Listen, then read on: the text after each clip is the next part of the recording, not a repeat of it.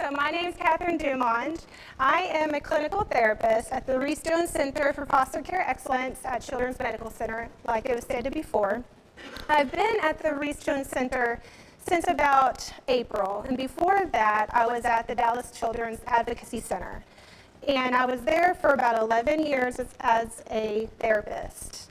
So most of my career, actually all of my professional career, has been working with children who've been abused and maltreated and has experienced some level of toxic stress. So that's what we're here today to talk about. We'll be talking for about 2 hours, maybe a little bit less, depending on how long-winded I get, how much I talk, and again on how interactive we are. Please feel free to ask questions, to make comments. I welcome all that. That's how I learn, that's how we learn. So, and I'm going to have some videos, so if you can't hear the volume of the videos, just let us know. Noah's really great in the back and can adjust the volume. So we got objectives. We're going to define toxic stress, and we're going to identify what causes toxic stress.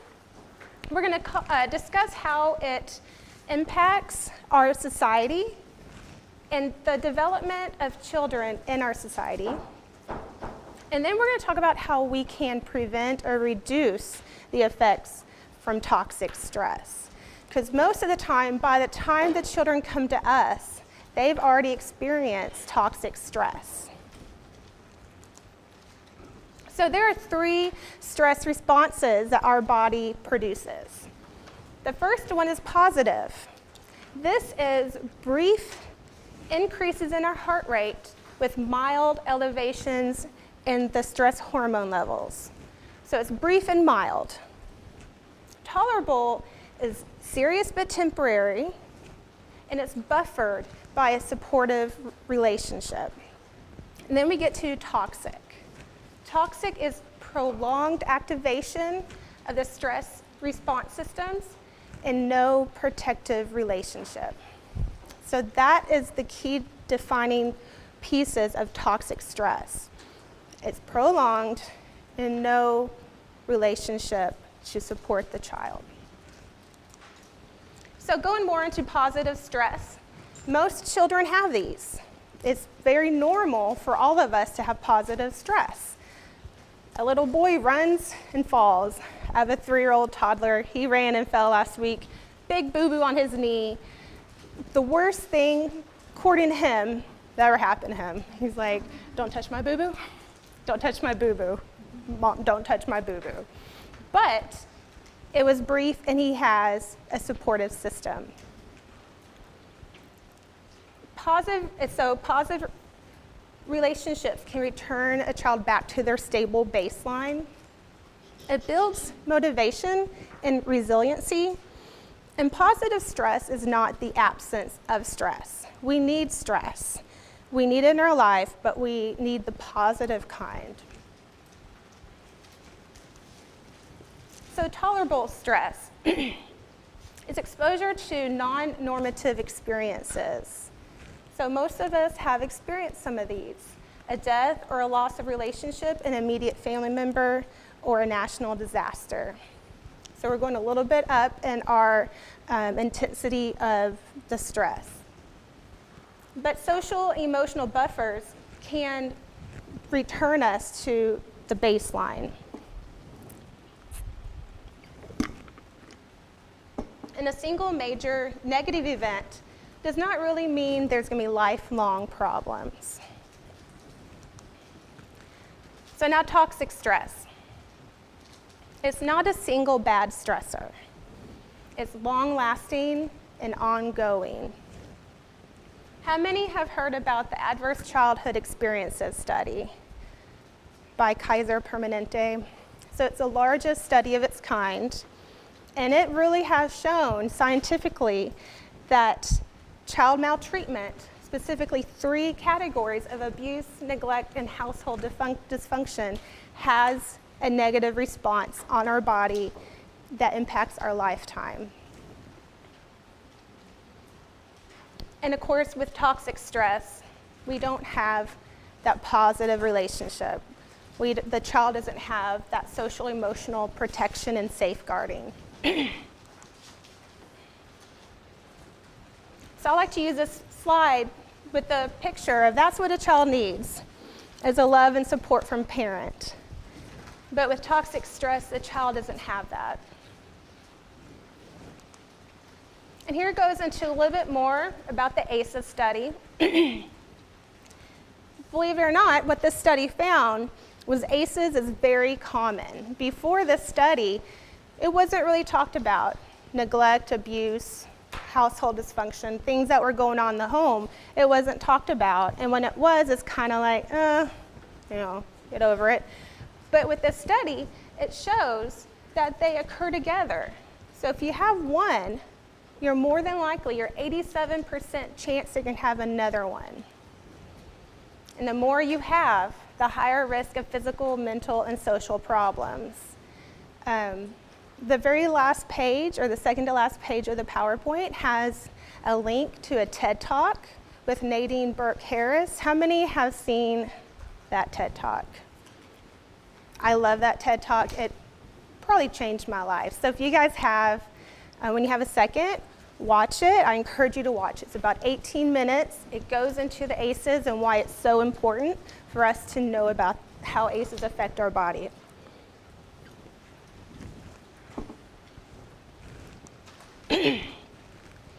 So here's a little video to just illustrate how toxic stress changes our body.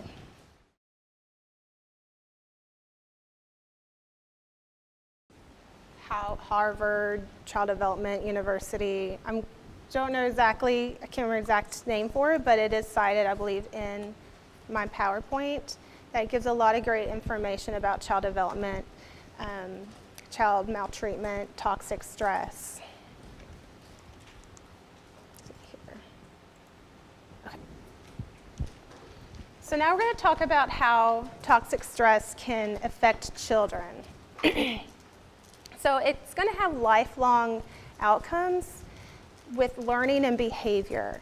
So these are things that we're going to see with children who have experienced toxic stress.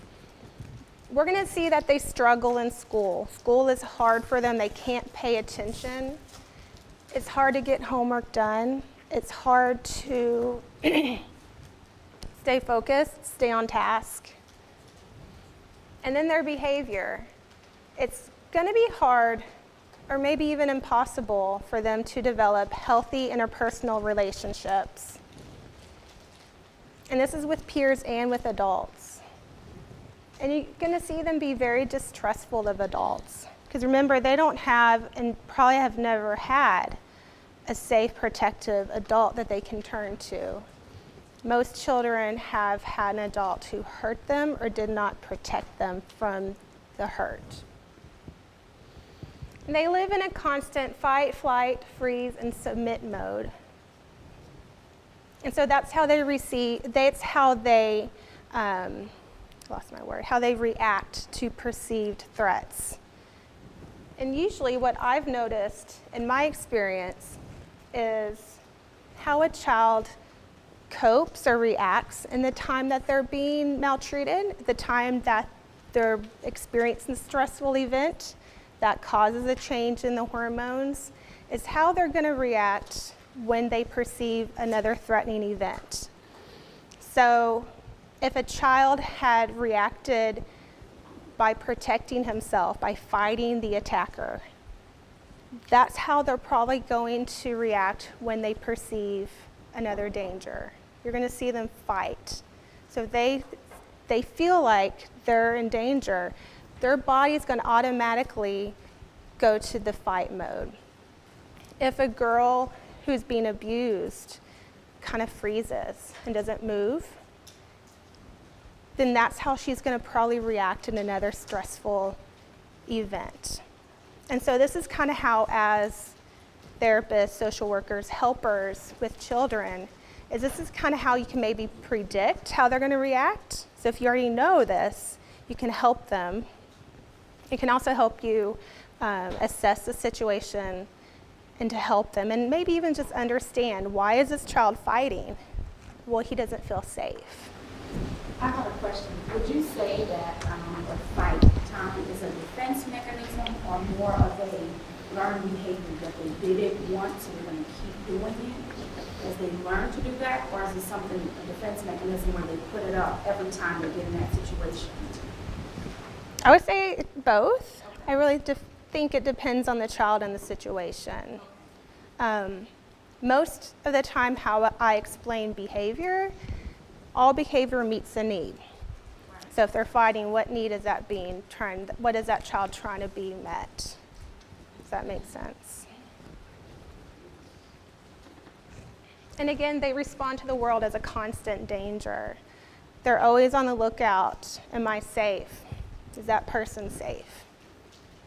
That person looks like the person who hurt me. I'm not safe.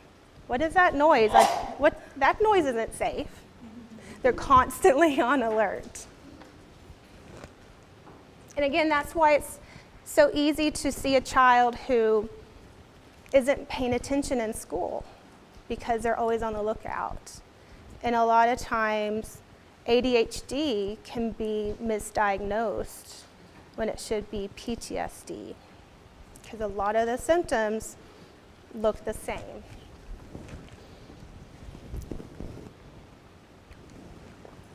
So it can also have impact on your physical health.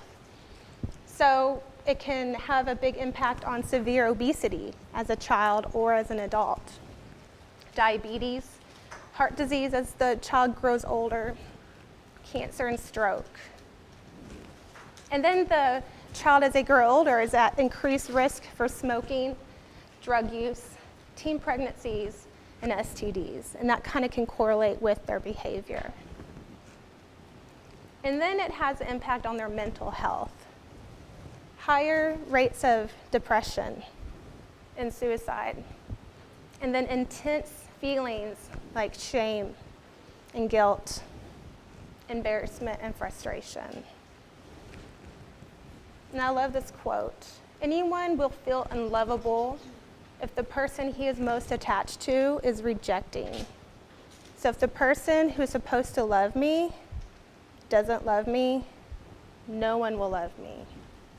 If the person who's supposed to keep me safe doesn't keep me safe, no one will keep me safe. And that is something that they can carry around with them for a very long time. How many have heard about the invisible suitcase? Do you want to give it a shot of how to describe it? Anyone? I know. So the invisible suitcase is kind of what I think about especially with foster care children. We know foster care children can be jumped around from placement to placement, and they always have their bag. Hopefully they have a bag that they can take with them, going from one placement to the next. But what we don't see is this invisible suitcase of all the shame and feelings and thoughts that they carry around with them as they jump from placement to placement. And a lot of times the suitcase gets heavier and heavier. So some of the things that a child may carry around in their suitcase are, again, those feelings that I'm powerless, I'm worthless, and I'm always in danger of being hurt. I will never be safe. And the world, the whole entire world is unsafe, hurtful, and very scary. And then they carry around this thought that all caregivers will not take care of me. They are not going to respond to my needs, which is why a lot of children may not even tell their needs to the caregivers. Or caregivers are going to hurt me. I can't rely on them to take care of me. So we talked about some things that are pretty common with children who've been maltreated. But now we're going to kind of talk about some relatively new science related to toxic stress. Epigenetics. How many have heard of epigenetics? Have you guys heard about it related to toxic stress? So a lot of times, like my grandmother or my grandmother-in-law recently passed away from cancer. And so I did some research on cancer. And it can be some people, some scientists can explain maybe cancer from epigenetics. But what epigenetics is basically changes in your DNA sequence, but it doesn't actually change the gene itself. And so the heritable traits, the things that we see with our DNA, they can't be explained. And so they're mutations. Epigenetics are mutations, which basically is like a light switch for the gene. It can just turn a gene on. But the good news is that it may not be permanent. So we're going to watch a little video from a scientist about epigenetics, and I am not a scientist.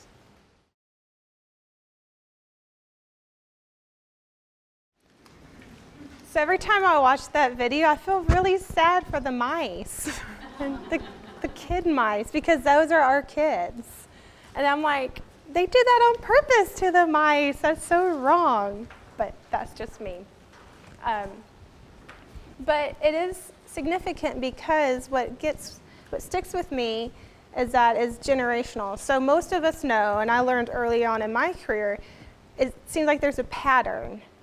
So a child who I'm seeing who has been abused, mother was abused.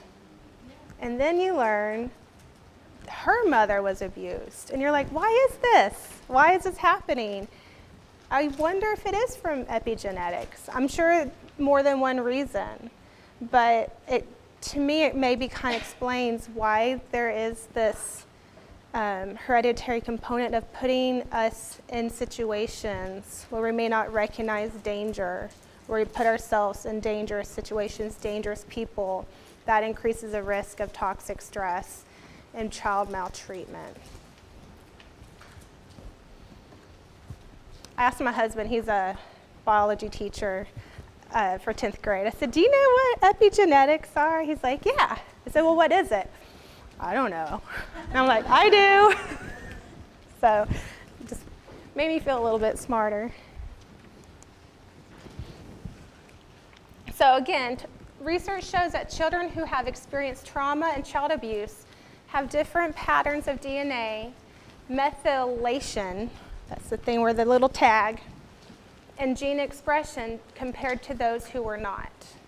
So again, it's little tags that were attached to the child's DNA. So again, so I'm talking about it can be hereditary. So, Mom, I'm stressed out. Something bad is happening to me. Oh my goodness, my genome is being methylated. Her daughter, I'm feeling anxious. This is a scary situation. Now my genes are being methylated. And then that child, the granddaughter, where does it end? It's continuing. Which brings to the part of the PowerPoint that I would like to spend the most time on. We can learn about what it is and what happens, but as an advocate, I'm seeing a lot of other advocates here. What can we do? What can we do to reverse toxic stress? What can we do to help this child, this family in need? So first, recognize these symptoms, recognize what is going on, recognize and say, that's toxic stress. That's PTSD. That's not ADHD. That's just not a behavioral problem. That's a child screaming out that he or she needs help. And with that is early intervention. The earlier that we can intervene and take that child, that family, out of the stressful environment, the stressful events, as I'm sure we all know, preaching to the choir, the better outcome it is for that child. So becoming educated, recognizing the abnormal developmental spectrum for children at any age.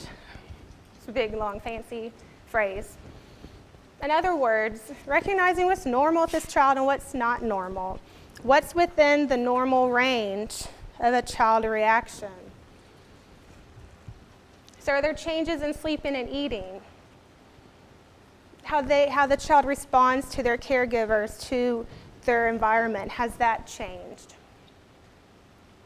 Is there an increase in the aggressive behavior?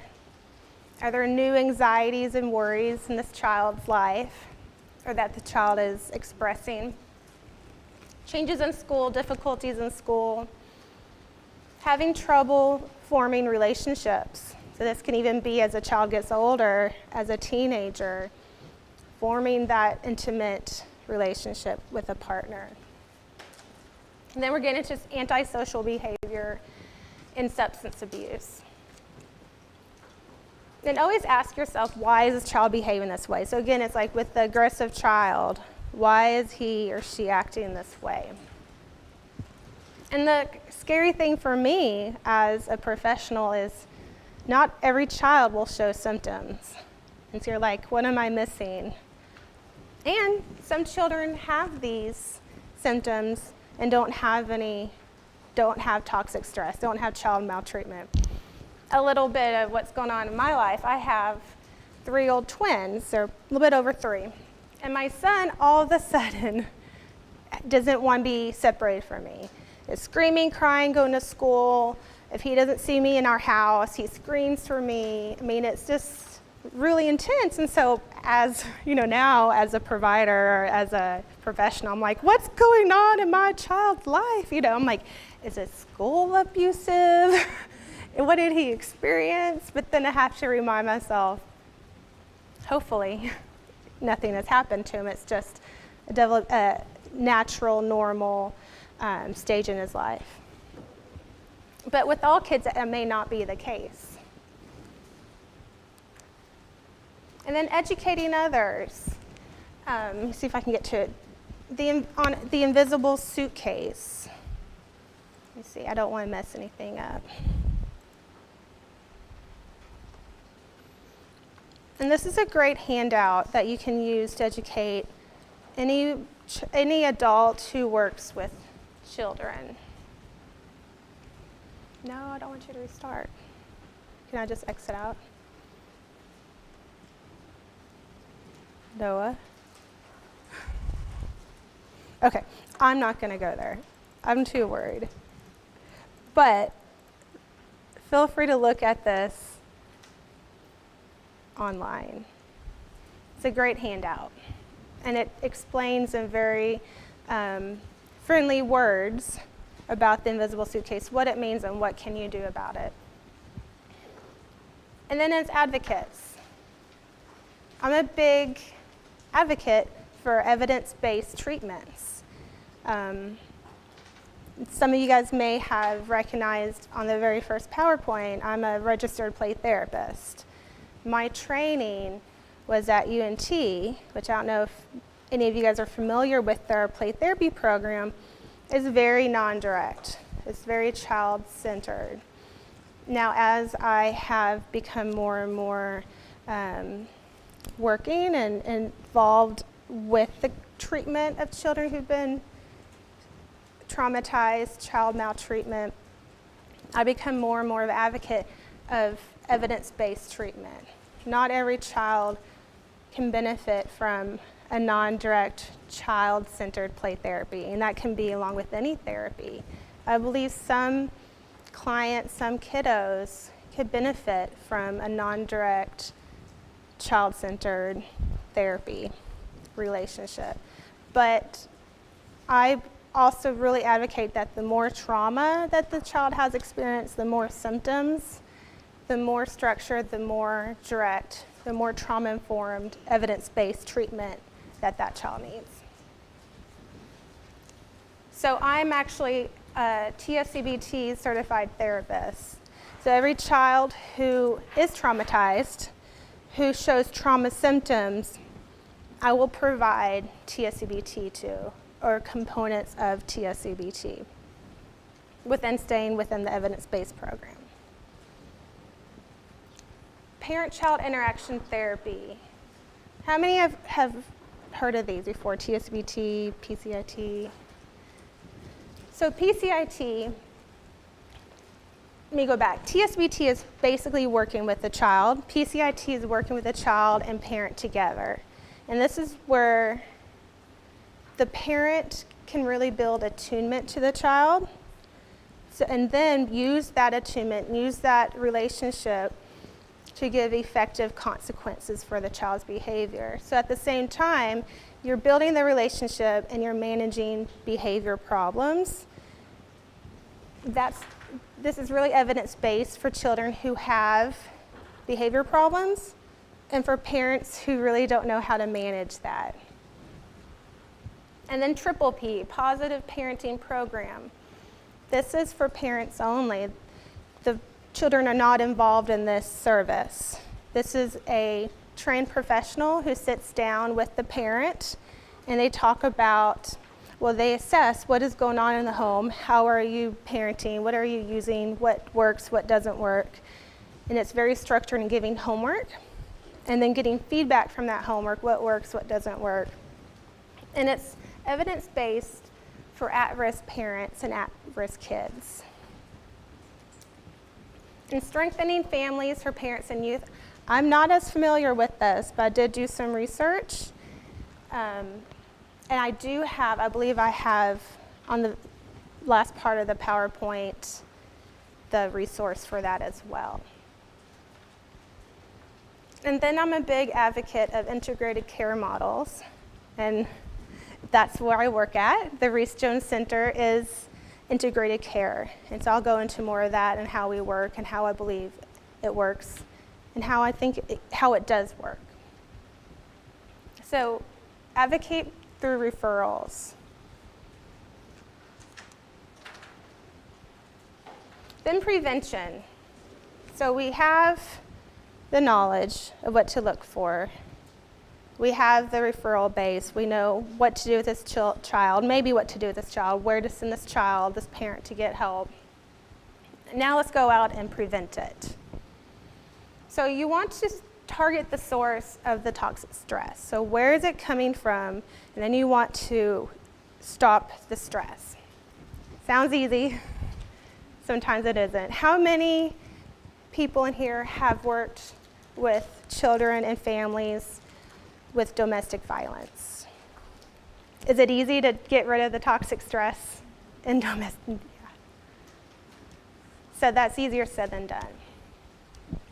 Fortunately, there are more programs out that really kind of specify what is helpful to help take that toxic stress out of the child's life. Sometimes it's just telling the parents, helping them understand and helping them accept their role as parents. I'm sure we all know the younger the mother, the more at risk that child is. And so just helping that parent understand, educate. And then helping the parents understand how they can take better care of their children.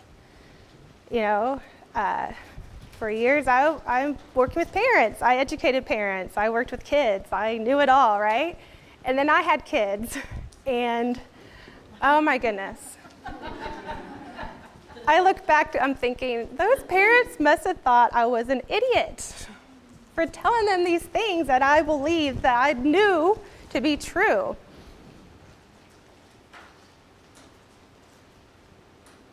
I don't know where it's going with that, actually.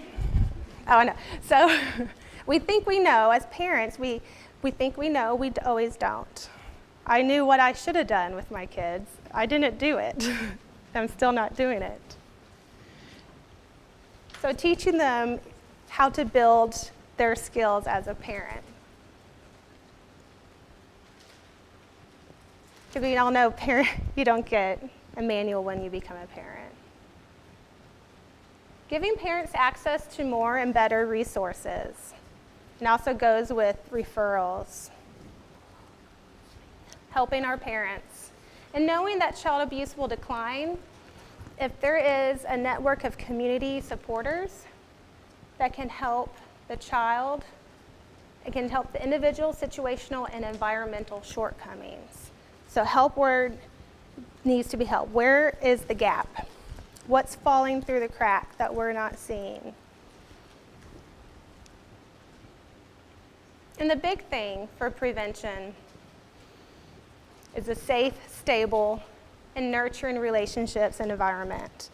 that is something I heard over and over and over anytime I research and look at how to change, how to prevent toxic stress. Safe, stable nurturing, safe, stable nurturing. We may all know that. You know, we know it here and we know that out here. But again, that's sometimes harder than it's harder than it really is. It's easy to say, but some of our parents and our environments need more help than others. And then the CDC has a great manual, Essentials for Childhood Guide, that really talks about more programs and more ways with policies to advocate curriculums, trainings, prevent interventions. And there is a guide that says that's for Essentials for Childhood Guide. I encourage all of you guys to read that and look into that. And then, as we all know, we know all this information, we must take action.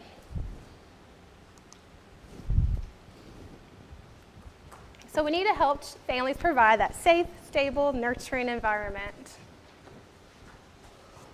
And we need to help the families understand how to be consistent and predictable.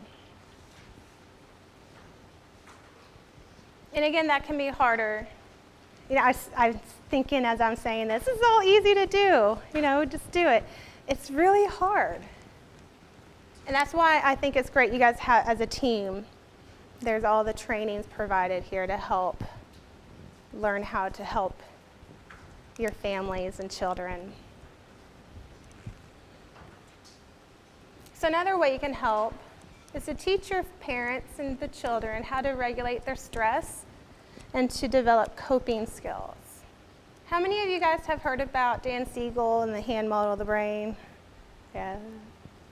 At DCAC, where I worked before, we started to use this. Yeah.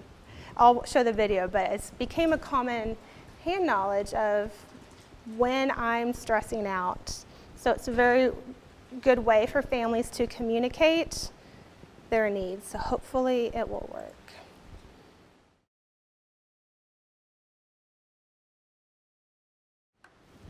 So how many have actually used the hand model of the brain before?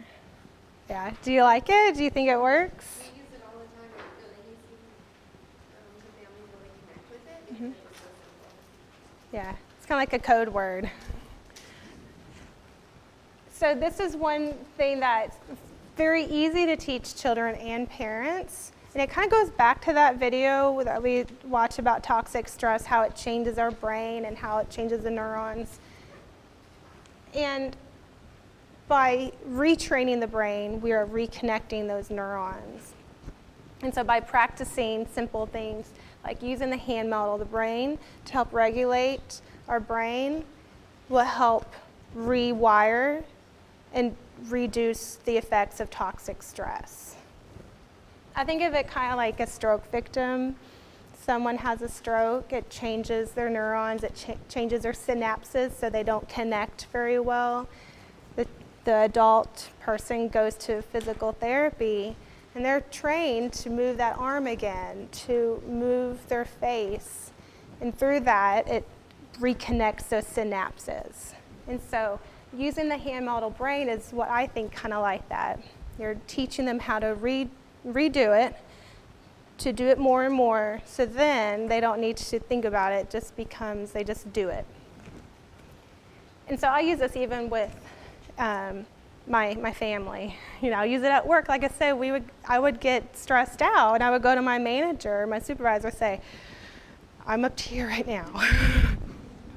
And that, you know, she knew, she said, okay, well, come sit down, what do you want to talk about? And parents really love this when I work with them in therapy, because as a parent, and many of us are parents in here, some of us are, we don't know what's going on with our kids, and our kids don't know how to express it. And all we see is this dysregulated child. And if all the child has to do is just do this, or even kind of do that, I'm like, oh, you're becoming dysregulated, so I'm labeling it, and how can I manage that? And parents can do the same thing. especially with a teenager. Teenagers really picking at them, getting their nerves, which all good teenagers must do, right? The parent can go up to the teenager and do the same thing, and then they walk off, regulate, and then they come back to talk about it. Any questions about that? Dan Siegel does a lot of great research and a lot of great training about trauma in the brain. Mindfulness. How many of you guys practice mindfulness? How many of you guys practice it on a regular basis? We got one. Why? Calling you out. I'm intimidated by mindfulness. That's a very intimidating word to me. I don't like yoga. And so for the longest time, I associated yoga with mindfulness. I don't want to sit within myself. I'm a therapist, but I don't want to do that. I'll sit with you. But that's very hard for me to do. And that's very hard for kids, especially kids who've been traumatized, is how to sit within themselves and how to be comfortable within themselves and tune out everything around them. Because remember, they're going to be hypervigilant. They're going to be looking around, focusing on everything. It's going to be hard to turn off those thoughts that flip them out. And so this is a great video that I use with children and families for mindfulness.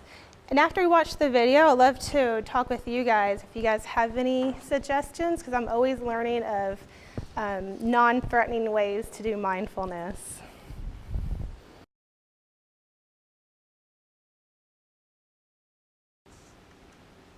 I just love that video. Have you guys seen that video before? What did you guys like about it? I love the image of the calm down jar. So have you used a calm down jar or glitter? Glitter. Yeah. I love to tie this video in with I call it the glitter jar activity or the calm down jar activity. What else did you guys like about this video? Maybe you didn't like about it? I like how the children are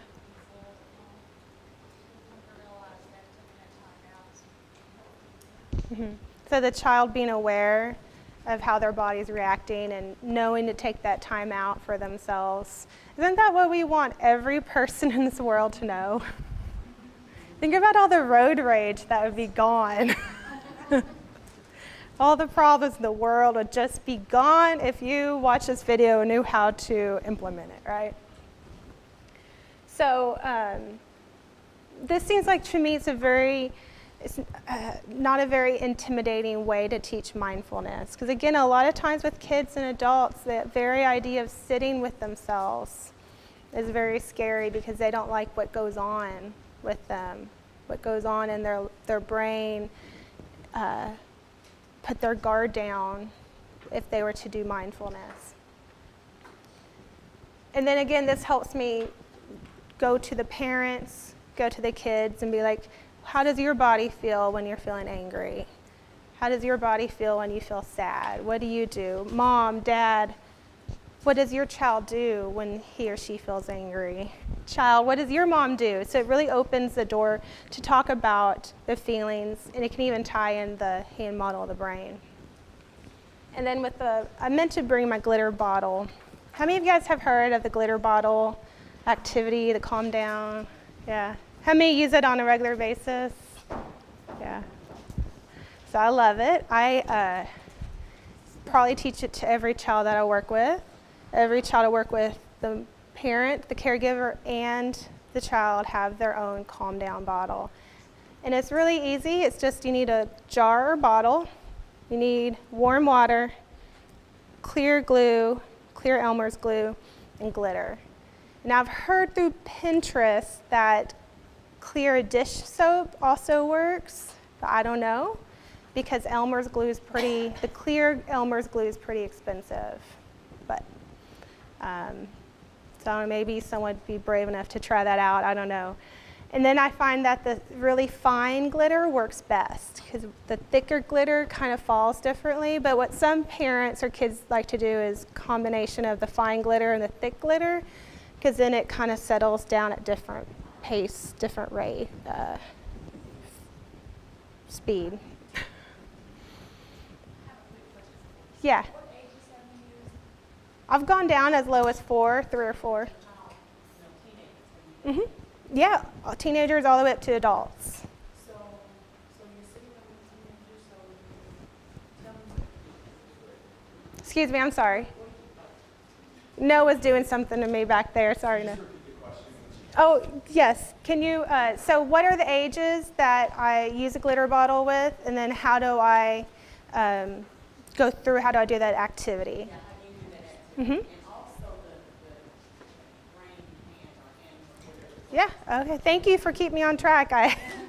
So I'll start out with the hand model, the brain, how I use it with kids. Is that? Because I work with all ages, so especially with teens. Mm-hmm. Mm-hmm. So I always show them the video first, and then I talk about a situation that happened recently with them where they flipped out. And we walk through that process of what happened, and I want to talk with them about the very moment they realized that they were kind of flipping out here. So then we practice just doing the hand model of the brain. We practice linking different parts of where you are in the hand model with certain experiences, situations that might have happened that past week with mom, with dad, with a teacher. And then we practice how to communicate that with your caregiver. And then I have the caregiver sit down with the child to watch the video.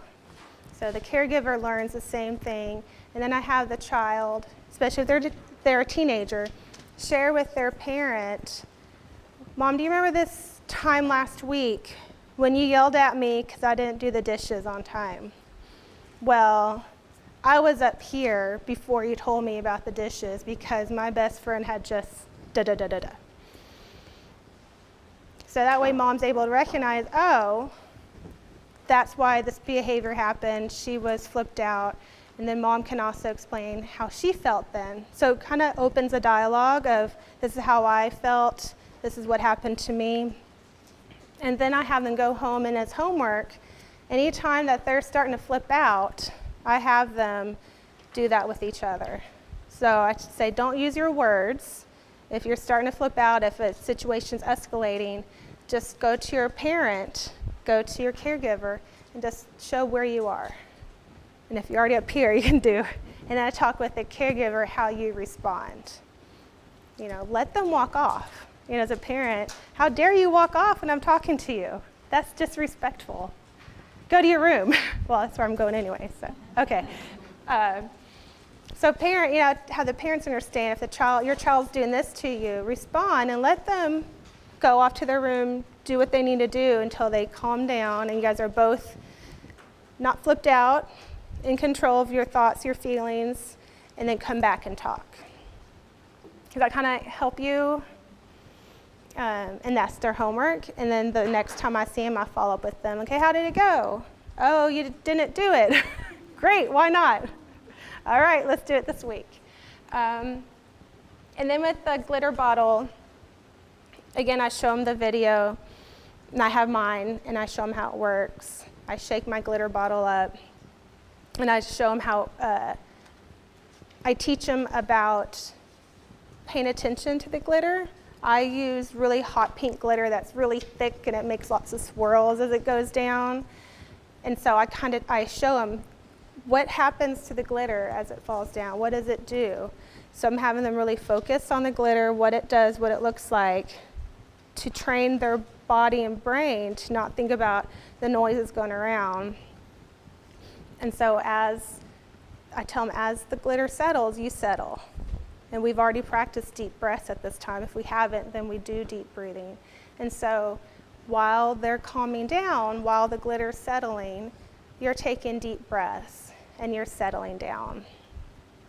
And if this is too hard for them or if it doesn't quite work, I do M&Ms for mindfulness as well, maybe as a pre-glitter bottle where I give them a M&M, tell them not to actively eat it or do anything to it, just let it sit underneath their tongue and focus on how that M&M changes in their mouth. So they're staying focused. They're not thinking about anything else. They're thinking, okay, well, the M&M's now becoming softer. I can feel it breaking up, the shell's breaking up. Oh, I can taste the chocolate now. Oh, it's getting softer and smaller. Oh, the M&M's all gone. So it kind of trains their brain to sit with what's going on with their body. And then I have them make their own glitter bottle. I get out the glitter.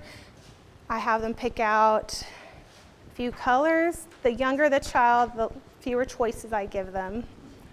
I had one kid, before I knew any better, use up all my glitter. And I'm like, no! Glitter's everywhere, everywhere. And I was like, you better use this at home because you used up all my glitter. Anyways, so I have them make their own glitter bottle with the colors that calm them down, the colors that soothe them. And I have the parents make one as well. And then we practice. We practice shaking it up. We practice taking our deep breaths while the glitter settles down. We talk about how that worked, didn't work. Then I give them homework of, I want you to teach everyone in your house how to use this. I want you to teach this person, people in your life, how to use a glitter bottle. And then I want you to use it. Mom, you need help too. Your mom, you need to use this too. And sometimes kids like to have their own little mini glitter bottle as well that they can take with them. You know, they got the little Ozark bottles. Sometimes kids like to have a little thing they can wear around their neck, a little tube with glitter. So it's a really great, I found it a very effective way to teach mindfulness and a way to calm down. Any questions?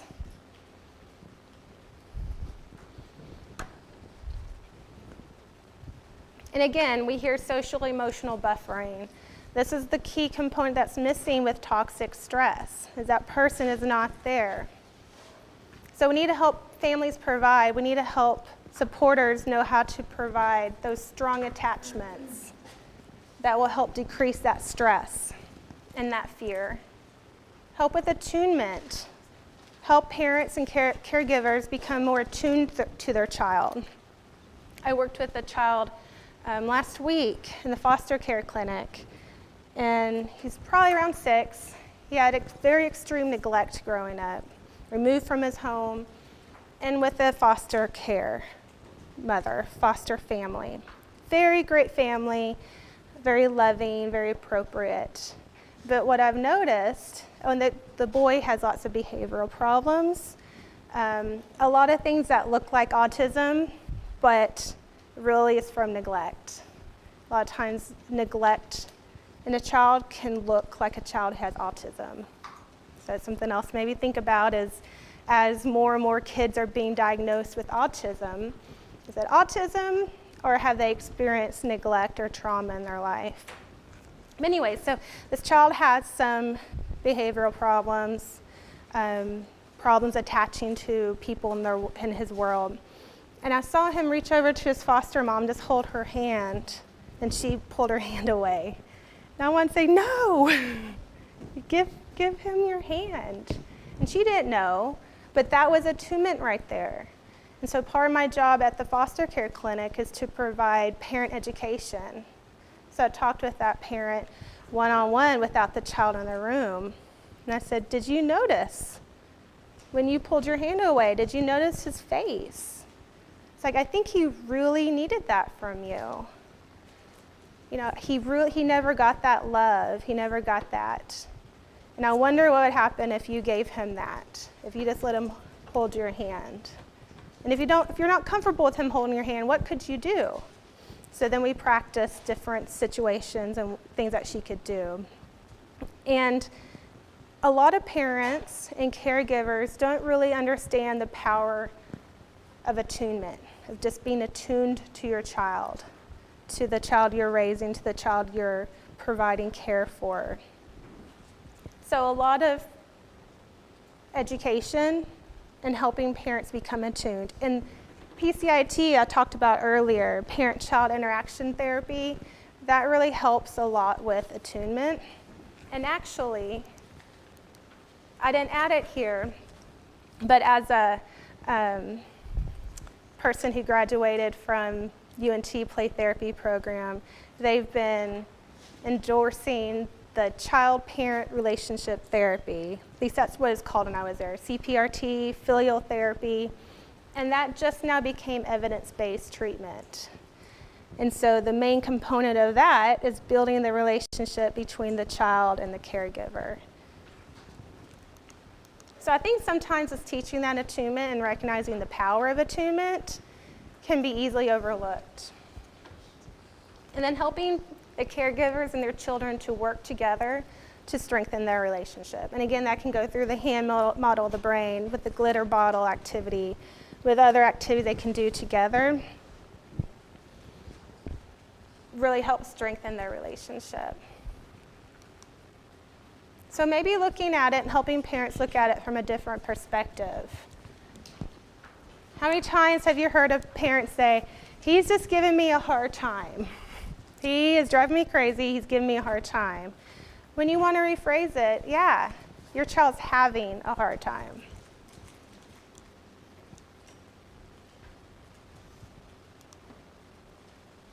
I love this picture.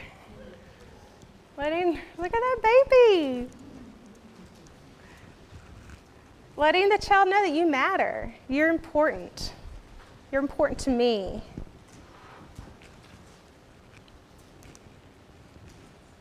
And then I love this clip.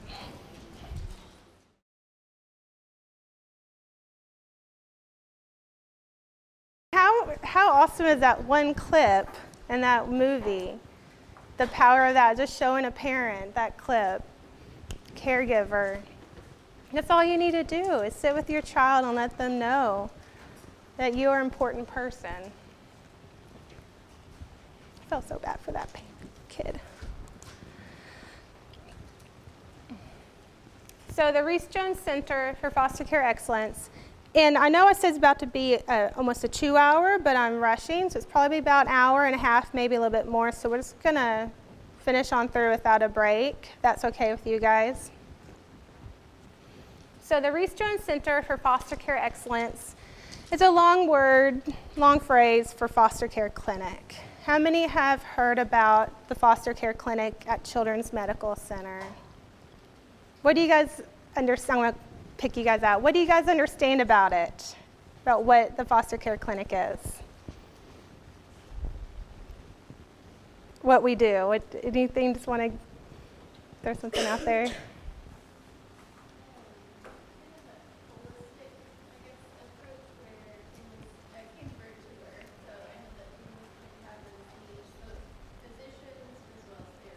Mm-hmm. So yes, so it's a holistic approach. We provide primary care and behavioral health. And this is actually a newer program with the integrated care.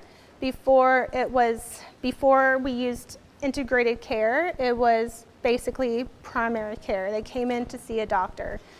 So all children who are in foster care who have been removed from their parents, so they may be primary managing conservatorship, may be kinship and foster care.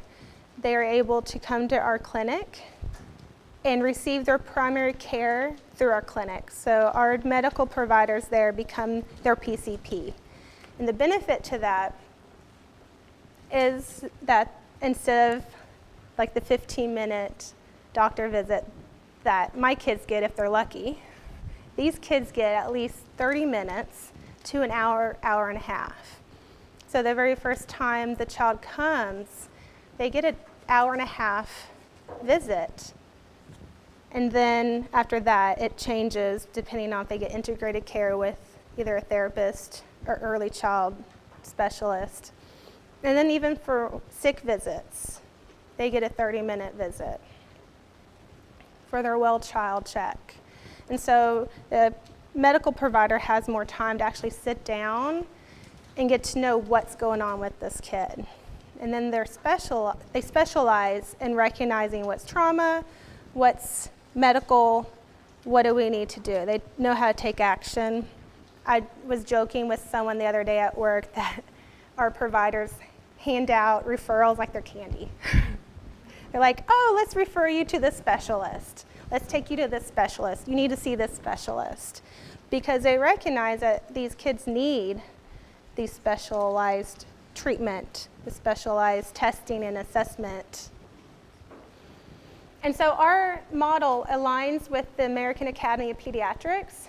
It's evidence-based. We work with the primary care provider. We have a psychologist, clinical therapist, early childhood specialist, psychiatrist. We also have a CPS worker who works in our clinic, who is our liaison between us and the families and CPS. So she's actually a CPS worker. We're her caseload, is how I joke. She doesn't have a caseload out in the community. We're her caseload. So she's able to get complete history on every child. So a lot of times, foster parents don't even have a history. They don't know what happened to this child. The pediatricians don't always know. And another bonus of having our CPS liaison is she can get pretty much instant access to a CPS worker, because we all know that they're always on the go, and it's hard to get a hold of them. So she's able to know the tricks, know how to communicate with them faster and more effectively. And then we have nurse coordinators, and they're the ones who kind of hold everything together. They're the ones who field all the questions, who field all the referrals, who field everything. They know about every single patient in our clinic. And all patients will participate in integrated visit, and that's usually with a therapist or early childhood specialist. So kids who are 3 and under automatically see an early childhood specialist who will look at their developmental skills. Can they do what they should at that age? For babies, can they hold an object? Can they take an object from the floor to their mouth? Can they hold 2 objects and hit it together? Can they crawl? Can they stand up? And then clinical therapists see the older children from 3 to 5 all the way up to 17. And then we do follow-up care based on their individual needs. Some kids may need integrated every month, like this child I talked about earlier with attunement. We may see him next month. And it may not be for him really, but for the parent, to provide education and follow-up for the parent. How are you doing? How is this working? How is this not working? Any questions so far? Yeah. If the family lives far from Dallas, is that something that we can go, get the evaluation, and still go back to their home? Yes, so she's asking if a family lives outside of DFW, outside of Dallas, far away, can they still come in to get an evaluation? Yes. So any child who's in foster care placed out of the home can come. And we actually had a family from like East Texas who just came. The goal was just to come for their first visit. And then they liked us so much, they're coming back for all their follow-ups. But yes, they can just come that one time for the evaluation or a couple times, and then go back to their community, and our people will be very amenable to communicating with. And they have to be on foster care. No, they can't come if they're adopted, because they lose that insurance, the superior. This is Annie. She keeps me in line. I think she came just to make sure I wasn't going to like have a riot or anything. Okay. She knows all. Annie's had years of experience with CPS and then with our foster care clinic. So she's a great resource as well. Yes.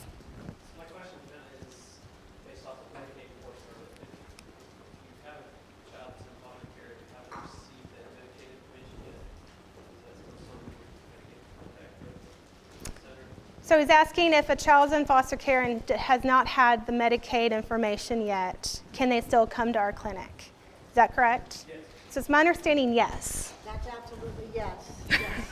A big yes, because we know it's coming, as long as CPS has removed the child. So as long as we have the paperwork, basically. Medical consent forms are required. Any other questions?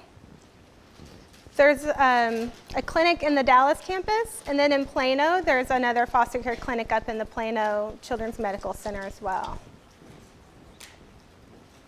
So why is integrated care important? So 4 out of 5 children who have a mental health problem do not receive the needed help. They don't have access to it, for the most part. And then stress-related symptoms account for 2/3 of the family physician visits. So that means pediatricians are trying to field mental health problems 2/3 of the time when they're there for medical problems. So they're doing the best they can to help this child, but they may not have the resources, they may not have the knowledge, they may not be able to, and so it falls through the cracks. So therefore, there's improvement in depression and other symptoms. It can save money because you're all in one place. It treats the whole child. It improves access to services. We're all working together. At DCAC, when I was a therapist and separate from the medical providers, I had no access to their doctor. I had no access. Well, I could get a release of information. I could get a number. I could call, leave a message, and hope that the doctor calls me back. And then I have to call that doctor back if I'm not in my office, so it becomes a game of tag. And then it improves the quality of care, and it lowers health care costs. So this is just kind of a little illustration of how integrated care model works. So we have systemic screening, which will then identify the mental health problem, because again, that's 2/3 of all visits to your doctor. And then the primary care providers and the primary care mental health provider teams work together. They have awareness of mental health problems. They have that knowledge of what it is and what to do. They can comfort the patients with mental illnesses and coordinate services for the complex patients. Most of our kids in foster care have complex trauma. That's why they're removed. And then we all do evidence-based guidelines, evidence-based treatment. And all our providers, the PCPs, the psychologists, psychiatrists, clinical therapists, CPS liaison, nurse coordinator, we're all in the same location. We're just down the hall from each other. And we have access to all the same medical records. So I can just click a button and see what's going on with that child's medical care. And the same with the provider. They can click a button and see what we've been doing in therapy or what we talked about in integrated care. Although we all have shared decision making. So we always talk after integrated visits. What was your impression? What did you see? What do you think of this? What should we do together? And then we do integrated follow-up. And it's standardized. We have the doctors, the medical providers, and the behavioral health can decide when we want to do the follow-up and who we want to be with. And then we provide education. Again, with that, a lot of time the parents need more education, like that one mom with the attunement. And then the patients have better access to care. There's this reduced stigma of something's wrong with me, I have a mental health problem, I don't want to go see a therapist, I don't want to see a psychiatrist. So they automatically get it in their primary care provider office. And then we have the engagement in care. And then they typically do follow our guidelines. They do typically adhere to the treatment. And the good thing with having our CPS liaison is if they don't, we have easy access to their CPS worker, to their child placing agency, to state our concerns. Any questions?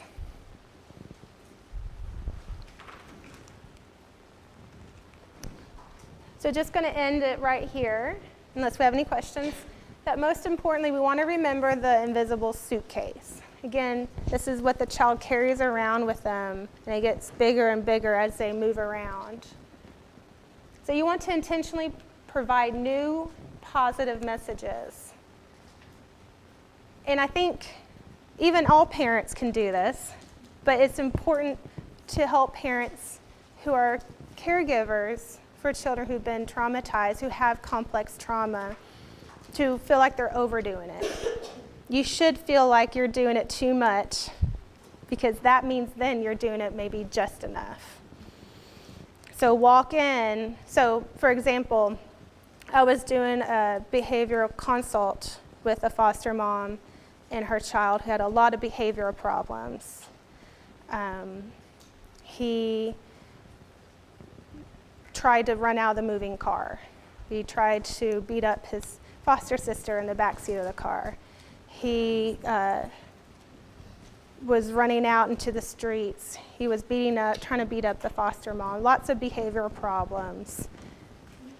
And after talking with this foster mom, it kind of came to me, he just wants your attention.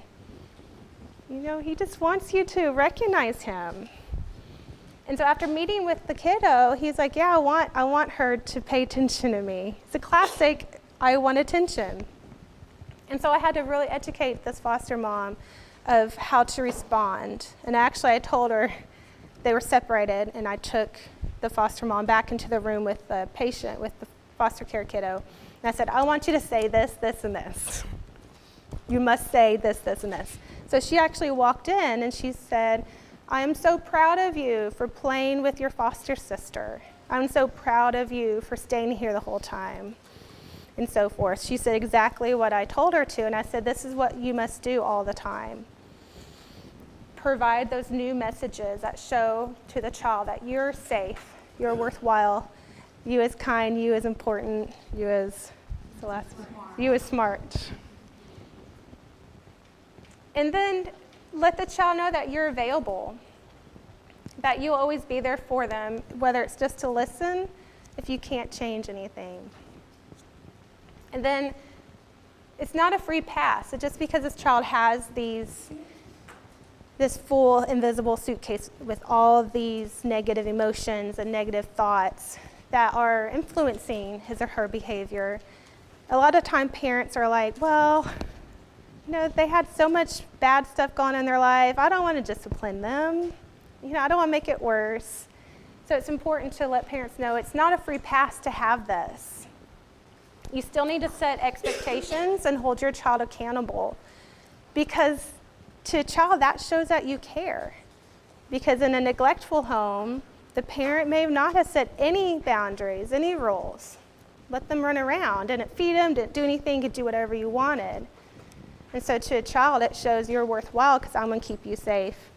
I'm going to give you rules and structure because you're important. Help the child express her feelings in words. Balance correction with praise and focus on strengths. So this basically ends my presentation with a lot of the resources. I hope some of this stuff is new for you. If not, if you already know about it, go back and check it out again. This last one right here, the TED Talk, is a one I recommend you guys to go home, go to some place where you can focus 18 minutes of your time, maybe 19, and watch it. So go home and make your glitter bottle too, as you're watching the TED Talk. And thank you guys so much for your attention.